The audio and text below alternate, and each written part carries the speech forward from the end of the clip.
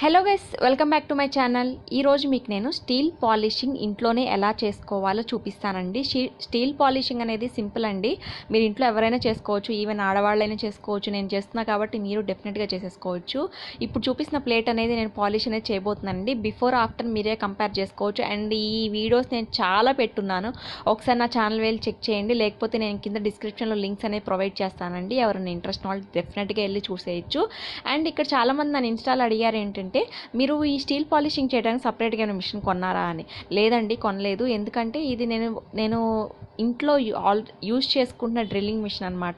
ఇది నేను already 3-4 years back కొన్నానండి ఈ డ్రిల్లింగ్ మిషన్ అనేది. సో ఇంట్లో నాకు చాలా రకాలుగా యూజ్ అనేది అవుతుందన్నమాట. అందుకని నేను ఇంట్లో పర్చేస్ అంతకుముందు వేరేది ఉండేదండి, బట్ ఐరన్ ఉంది. సో అది నాకు నచ్చలేదు, కొంచెం వెయిట్ కూడా ఎక్కువగా ఉందని ఇది పర్చేస్ చేశాను అనమాట. సో ఈ డ్రిల్లింగ్ మిషన్కి మనం ఈ బఫ్ ప్యాడ్ అనేది ఉంది కదా, రొటేట్ అవుతుంది కదండి, ఈ బఫ్ ప్యాడ్ అనేది ఫిక్స్ చేసుకొని దీనికి ఒక సోప్ ఉంటుందండి మెటల్ పాలిష్ క్లీన్ చేసుకోవడానికి.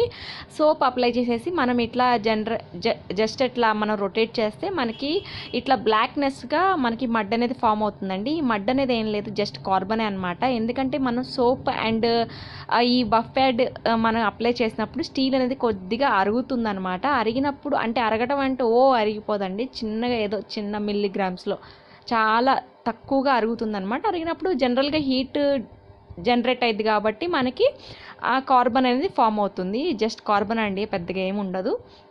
అండ్ మనకి ఆటోమేటిక్గా హీట్ కూడా ప్రొడ్యూస్ అవుతుందండి. సో కొద్దిగా వేడిగా అవుతుందన్నమాట రొటేట్ చేసిన ప్లేస్లో. అందుకే నేను అడ్జస్ట్ పట్టుకుంటున్నాను. మీరు గమనిస్తున్నట్లయితే మీ దగ్గర ఏమైనా గ్లౌజెస్ ఉంటే పర్వాలేదండి, గ్లౌజెస్ వేసుకుంటే మీకు ఆ హీట్ కూడా తగలదు.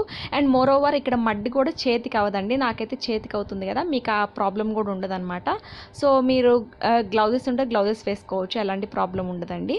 అండ్ ఇది జస్ట్ మనం నా ల్యాప్ మీద పెట్టుకుని నేను రొటేట్ చేస్తాను అనమాట. మీకు ఎవరైనా ఇంకా హెల్ప్ చేసే వాళ్ళు ఉంటే ఒకళ్ళు ప్లేట్ పట్టుకుని ఒకళ్ళు డ్రిల్లింగ్ పట్టుకొని మనం రొటేట్ చేసుకోవచ్చు. లేకపోతే డ్రిల్లింగ్ అనేది ఆల్రెడీ ఎక్కడైనా మీకు ఫిక్స్ చేసి ఉంటే ఒక టేబుల్కి కానీ అట్లా ఇంకా ఈజీగా అయిపోతుందండి, త్వరగా అయిపోతుంది అనమాట. అరౌండ్ 1 మినిట్ నుంచి 2 మినిట్స్లో మనకు కంప్లీట్ అవుతుంది ఆ ప్రాసెస్ అనేది.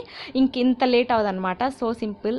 అందుకని చెప్పి మీరు కూడా తప్పకుండా ఇంట్లో ట్రై చేయండి. ఈ వీడియోస్ నేను చాలా రకాలు ప్రీవియస్ బ్యాక్లో పెట్టున్నానండి.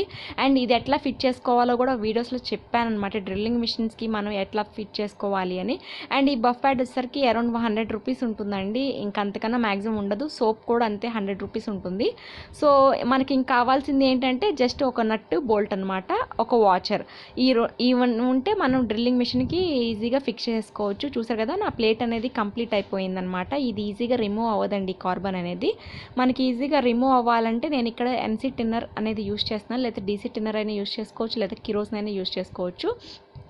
ఇవేమీ లేకపోతే మీరు నార్మల్గా సోప్ అనేది కొద్దిగా స్ట్రాంగ్గా అప్లై చేస్తే త్వరగా వెళ్ళిపోతుంది అనమాట. ఇదైతే మనం వేయంగానే వెంటనే రిమూవ్ అయిపోతుంది. మీరే చూస్తారు కదా డిఫరెన్స్ అనేది బిఫోర్ ఆఫ్టర్ ఎలా అయిపోతుందో. అండ్ నా హ్యాండ్స్ కూడా ఇట్లనే అయిపోతాయండి, మనకి ఏ ప్రాబ్లం లేదు. జస్ట్ మనం ఆ టిన్నర్తోనే మన హ్యాండ్స్ అనేది జస్ట్ రబ్ చేసేసుకుంటే ఈజీగా మడ్ అనేది పోతుందండి. అండ్ ఈ వీడియో ఎలా ఉంది, మీకు నచ్చినట్టయితే డెఫినెట్గా ట్రై చేయండి. అండ్ మన ఛానల్ సబ్స్క్రైబ్ చేయండి, లైక్ చేయండి, కామెంట్ చేయండి, షేర్ చేయండి అండ్ సబ్స్క్రైబ్ చేయండి. నా ఇన్స్టాగ్రామ్ లింక్ కూడా కింద ప్రొవైడ్ చేస్తానండి, అక్కడ కూడా నన్ను ఫాలో అవ్వచ్చు అండ్ నన్ను డౌట్స్ కూడా అడగచ్చు. అండ్ నోటిఫికేషన్ కోసం బెల్ ఐకాన్ ప్రెస్ చేయండి. Until then see in the next video. Bye guys.